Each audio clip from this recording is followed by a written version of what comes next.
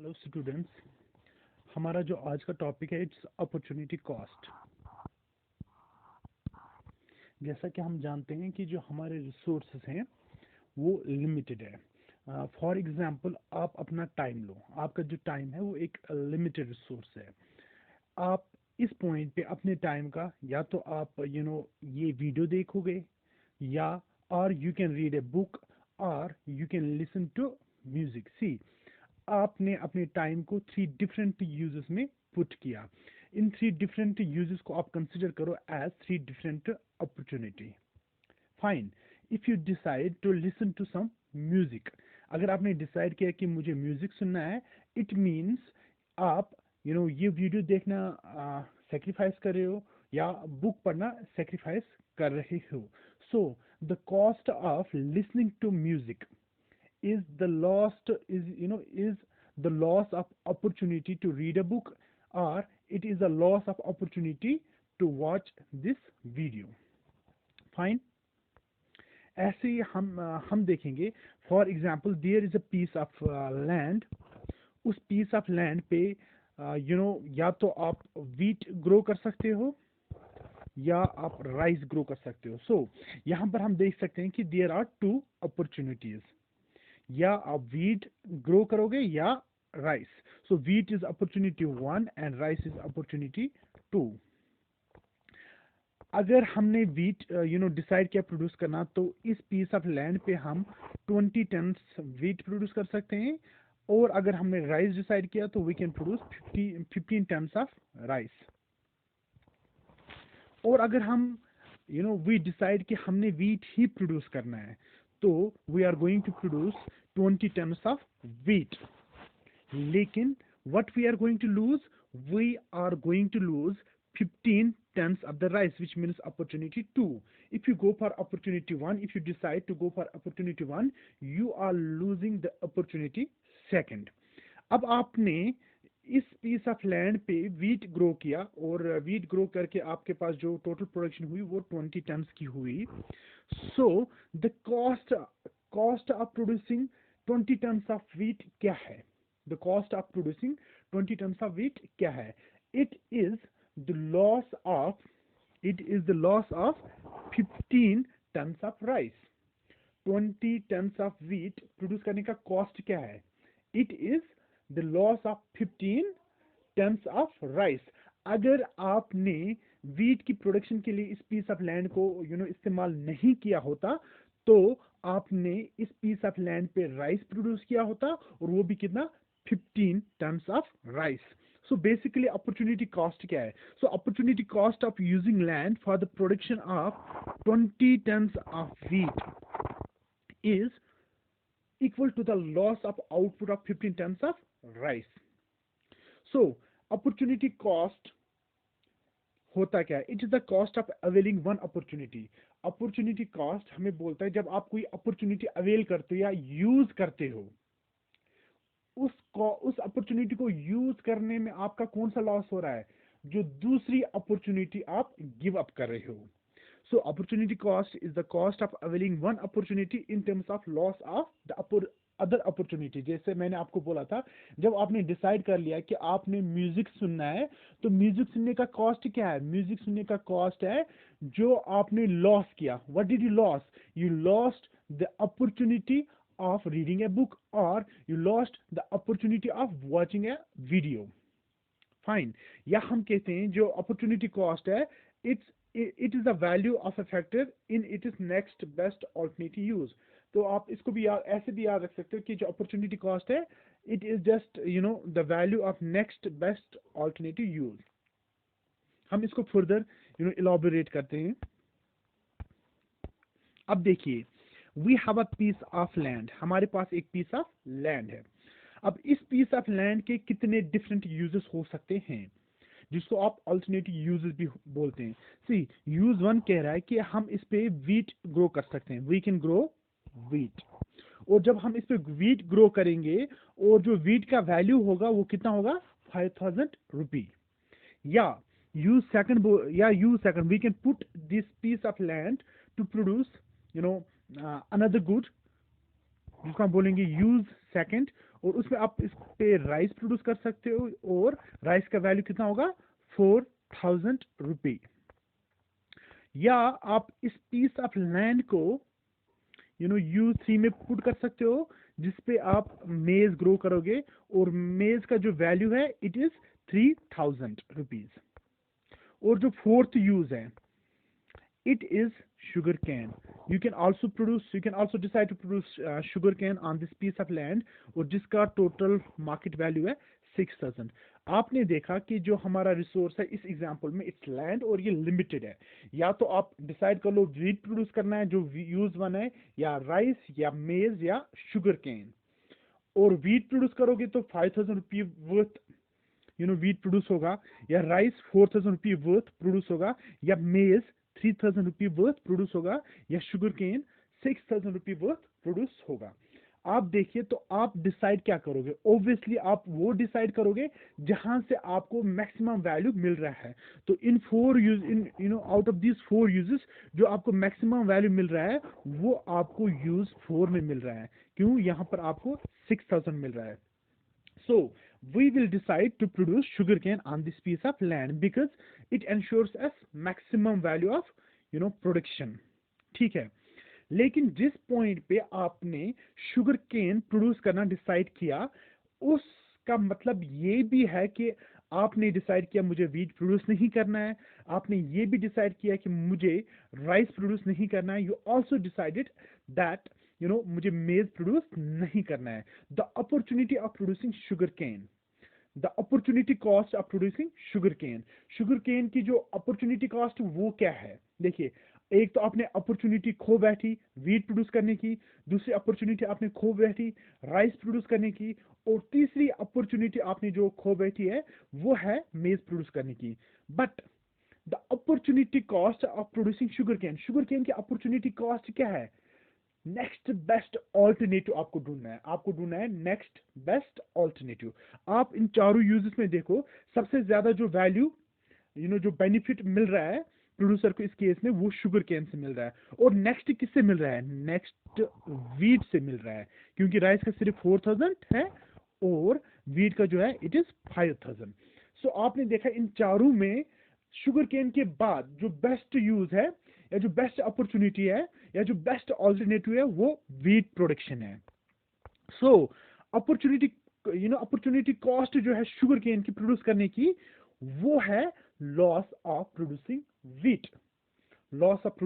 Wheat. So आप देखिए the opportunity cost of employing resources in use four या opportunity cost of producing sugarcane वो क्या है? Loss of output. जो आउटपुट आपने लूज किया कहां पर? In next best alternative which is the production of wheat in use one.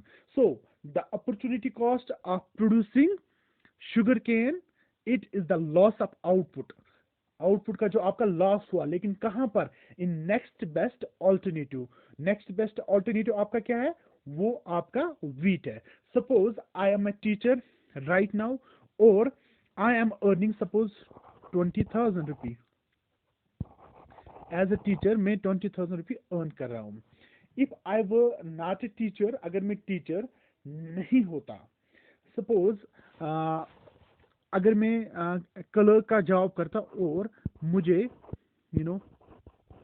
वहां पर 15,000 रुपये सैलरी मिलती, एज टीचर 2,000 रुपये और एज क्लर्क 15,000 रुपये। ठीक है। सी, अगर मैं एज टीचर काम नहीं करता तो मेरा नेक्स्ट बेस्ट ऑल्टरनेटिव क्या है? तो मैं कहाँ होता?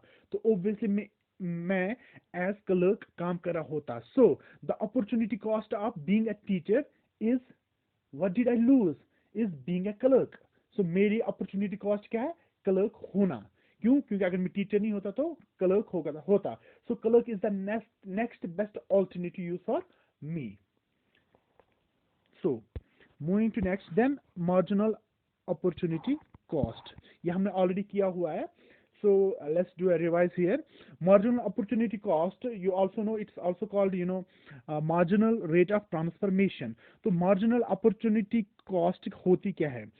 सो ये जो अपॉर्चुनिटी कॉस्ट का concept is most important concept in the field of economics. अभी देखिए आप मार्जिनल अपॉर्चुनिटी कॉस्ट, यहाँ पर वर्ड मार्जिनल ऐड हो रहा है अपॉर्चुनिटी कॉस्ट के साथ, ठीक है। और ये वर्ड मार्जिनल जब भी इकोनॉमिक्स में आप कहीं भी देखोगे तो just remember it means additional, it means additional. और you can see next marginal opportunity cost क्या होती है। ये it is the rate, it is the rate at which output of good y is to be sacrificed for every additional unit of good x। जैसा कि मैंने आपको इससे पहले बोला है कि जब आप डिसाइड कर लेते हो कि मुझे एक एक्स्ट्रा यूनिट ऑफ x चाहिए, extra unit of x, it means additional unit of x, तभी हम वर्ड मार्जिनल यूज करते हैं। सो इस मार्जिनल यूनिट ऑफ x के लिए या एडिशनल यूनिट ऑफ x, जब आपने डिसाइड किया कि मुझे एक एक्स्ट्रा यूनिट ऑफ x चाहिए, लेकिन एक्स्ट्रा यूनिट ऑफ x आपको तब मिलेगा जब आप गुड y सेक्रीफाइस करोगे। इस एक्स्ट्रा यूनिट ऑफ x के लिए, इस एक्स्ट्रा यूनिट ऑफ x के लिए आप कितना गुड y सेक्रीफाइस कर रहे हो, that is our marginal opportunity cost. So the opportunity cost of producing x, opportunity cost of producing x क्या है कि आपने कितना वहां से y सेक्रीफाइस किया, that's why it's called marginal opportunity cost. और इसका जो फॉर्मूला आप देख रहे हो यहाँ पर, it is this this triangle, it stands for delta, it's delta. तो इसको हम मैथमेटिक्स में जब यूज करते हैं, it stands for change, this delta stands for change. तो मार्जिनल अपॉर्चुनिटी कॉस्ट का जो फॉर्मूला है वो आप देखिए, it is delta y divide by delta x. What does it mean? Delta y is change in y divide by change in x. देखिए इसका क्या मतलब है, इसका मतलब है वाई में कितना चेंज हुआ जब एक्स चेंज हुआ। सो मार्जिनल अपॉर्चुनिटी कॉस्ट का जो फॉर्मूला है change in y divide by change in x, इसका इंटरप्रिटेशन ऐसा है कि y में कितना चेंज हुआ जब x चेंज हुआ, या जब आपने डिसाइड किया कि extra unit of x produce करना है तो y में कितना सेक्रीफाइस आपने किया या y आपने कितना गिव अप किया। In other words you can say y में कितना लॉस हुआ और x में कितना गेन हुआ। जब आप डिसाइड करते हो कि हमें एक्स्ट्रा यूनिट ऑफ x चाहिए तो वो गेन हो गया क्योंकि आपके पास x ज्यादा आ गया, और एट द सेम टाइम वो गेन तब होगा जब आप वहां से y को सेक्रीफाइस करोगे, which is loss. So you can also say opportunity, marginal opportunity cost is loss in y due to gain in x। अब आप ये टेबल देखिए, ये टेबल हमें प्रोडक्शन, इसके टेबल में हमने दो गुड्स को लिया है, it is good x and good y, और डिफरेंट प्रोडक्शन पॉसिबिलिटीज हैं। देखिए पहले पॉइंट पे x 0 प्रोड्यूस हो रहा है और जो प्रोडक्शन ऑफ y है इट इज 10,000, फाइन। उसके बाद नेक्स्ट पे जब हमने डिसाइड किया कि एक एक्स्ट्रा यूनिट ऑफ हमने x चाहिए और वो तब मिलेगा जब y डिक्रीज होगा, एक्सप्लेनेशन यू नो y, ठीक है। सी जब हमने extra unit of x produce करना चाहा तो हमारा y का प्रोडक्शन डिक्रीज हुआ। So to produce 1 extra unit of x, 1000 units of y are to be given. आप देखिए, आप देख सकते हैं 1000 से 9000 पे आए तो एक्स्ट्रा यूनिट ऑफ x के लिए हमने 1000 यूनिट जो है y का वो सेक्रीफाइस किया, y का सेक्रीफाइस किया। इस फॉर्मूला में आप देख सकते हैं सेक्रीफाइस कितना किया हमने y 1000 और गेन कितना हुआ x 1। सो मार्जिनल अपॉर्चुनिटी कॉस्ट कितना है 1000। So the marginal opportunity cost of producing 1 unit of x is 1000 units of y। Further you can see, अब हम 1 पे थे, अब हमने डिसाइड किया कि हमने एक और यूनिट ऑफ x चाहिए, तो हाउ मच वो तब पॉसिबल है जब हम y डिक्रीज करेंगे या y की सेक्रीफाइस देंगे। और यहाँ पर देखिए कितना सेक्रीफाइस करें हम, 9000 से हम 7500 पे आ रहे हैं, विच मीन्स 1500 यूनिट्स का लॉस हो रहा है, 1500 यूनिट्स का लॉस हो रहा है for having 1 unit of x। आप ऐसे भी इसको लिख सकते हो, change in y which stands for loss in y, change in x which stands for gain in x. तो देखिए 1500 हमारा अपॉर्चुनिटी कॉस्ट है इस पॉइंट पे। फर्दर हमने डिसाइड कर लिया कि we need one more unit of x. One more of unit of x हम तब प्रोड्यूस कर सकते हैं, यहाँ देखिए 2 से 3 पे हम आ गए, दैट मीन्स एक यूनिट का एडिशन हुआ एक्स का, और यहाँ से आप देखिए 7500 से डिक्रीज हुआ वाई का प्रोडक्शन टू 5500। 7500 से आप माइनस जब करोगे 5500 वो 2000 है। सो ये देखिए लॉस इन वाई कितना है हमारा, लॉस इन वाई 2000 यूनिट्स, और गेन इन एक्स कितना है 1 unit. So for this 1 unit of x, we are sacrificing 2000 units of y. So the opportunity cost of producing this additional unit of x is 2000 units of y. So this is marginal opportunity cost. Marginal opportunity cost का हम अब diagrammatic illustration भी देख सकते हैं। ये आप देख सकते हो, this is our production possibility curve। देखिए suppose we are at point A, हम पॉइंट ए पे हैं, दो गुड्स हैं और दिस पीस ऑफ लैंड, आप पीस ऑफ लैंड की बात करें, या तो आप इसको यूज टू, अपॉर्चुनिटी टू और यूज टू में यूज कर सकते हो इस लैंड को, और you can put it to use one. अब देखिए आप, we at this point of time we are at ए। मैंने आपको बोला था मार्जिनल अपॉर्चुनिटी कॉस्ट में जो वर्ड मार्जिनल है, मार्जिनल का मतलब होता है नेक्स्ट, और इट मीन्स एडिशन, और इट मीन्स एडिशन। देखिए हम ए पे हैं तो एल प्रोड्यूस हो रहा है, इतना प्रोड्यूस हो रहा है 0L, किसका, गुड हॉरिजॉन्टल एक्सिस पे, और यहां पर कितना प्रोड्यूस हो रहा है 0 to K। When we are at point A on production possibility curve, we are producing 0L of used to, and we are producing 0K of use 1। अब हमने डिसाइड कर लिया कि हमें एक्स्ट्रा यूनिट चाहिए, हमें एक एक्स्ट्रा यूनिट चाहिए। Suppose this use two is good x and use one में हमारा जो है इज गुड वाई। ठीक है, अब हमने डिसाइड कर लिया कि हमें एक्स्ट्रा यूनिट ऑफ एक्स चाहिए। व्हेन वी से एक्स्ट्रा इट मींस मार्जिनल। तो एक्स्ट्रा यूनिट ऑफ एक्स को पाने के लिए हम क्या सेक्रीफाइस कर रहे हैं इन टर्म्स ऑफ अनदर अपॉर्चुनिटी, वो होता है हमारा मार्जिनल अपॉर्चुनिटी कॉस्ट। देखिए हमने एक्स, इससे पहले हम कितना प्रोड्यूस कर रहे थे, एक्स 0L। अब हम इंक्रीज करेंगे एक्स की production from L to L1। देखिए ये हमारा इंक्रीज है एक्स में, this is gain in x. कहां से, L से L1। लेकिन ये तब पॉसिबल होगा जब हम गुड वाई की प्रोडक्शन डिक्रीज करेंगे। देखिए गुड वाई कहां से डिक्रीज हो रहा है, के से K1 डिक्रीज हो रहा है। तो हम कहां पर आ गए, पॉइंट सी पे। देखिए पहले हम पॉइंट ए पे थे और फिर पॉइंट सी पे आ गए। पॉइंट ए से पॉइंट सी तक का जो हमारा सफर है, इस सफर में एक्स गेन हुआ from L to L1, x gain हुआ फ्रॉम L टू L1, और वाई का लॉस हुआ फ्रॉम K टू K1। सो आपने एक्स तब गेन किया जब आपने कुछ सेक्रीफाइस किया, और वो सेक्रीफाइस आपने क्या किया, वो आपने गुड वाई सेक्रीफाइस किया।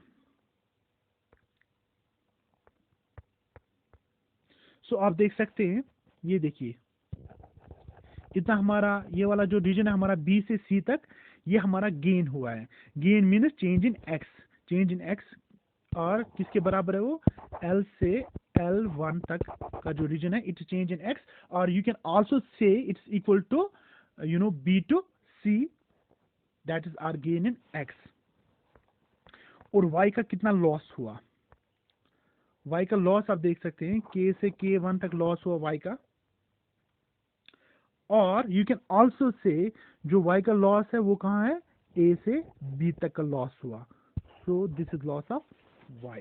अब देखिए मार्जिनल अपॉर्चुनिटी कॉस्ट क्या होती है, loss of output due to gain in output. कितना लॉस हुआ आउटपुट का वो आप न्यूमरेटर में दिखाते हैं, और कितना गेन हुआ आउटपुट का आप वो डिनोमिनेटर में दिखाते हैं। अब आउटपुट का कितना लॉस हुआ हमने देखा, के से K1, देखिए आउटपुट का लॉस, और गेन कितना हुआ, और गेन हुआ L से L1। Sorry I have wrongly put K2 here, it's basically L1। ठीक है, take this thing as L1। Fine.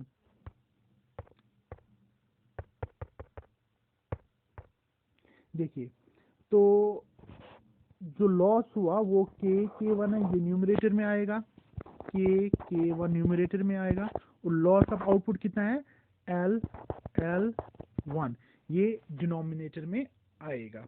और K1 जो है हमारा वो A to B के बराबर है, you can also right it A to B, ये देखिए। और लॉस इन L1 जो है हमारा वो किसके बराबर है, B to C के बराबर भी है, ये देखिए B to C। So this is how you can diagrammatically illustrate marginal opportunity cost। और marginal opportunity cost जो है it's nothing, इसको हम बोलते हैं कि ये slope है, slope of production possibility curve। So marginal rate of transformation आप बोलो या marginal opportunity cost आप बोलो, it's also called the slope of production possibility curve। slope क्या होता है, slope is it just measures change। slope क्या measure करता है, change। And slope is the most important part or tool when it comes to microeconomics। For today I think it's all. Thank you very much।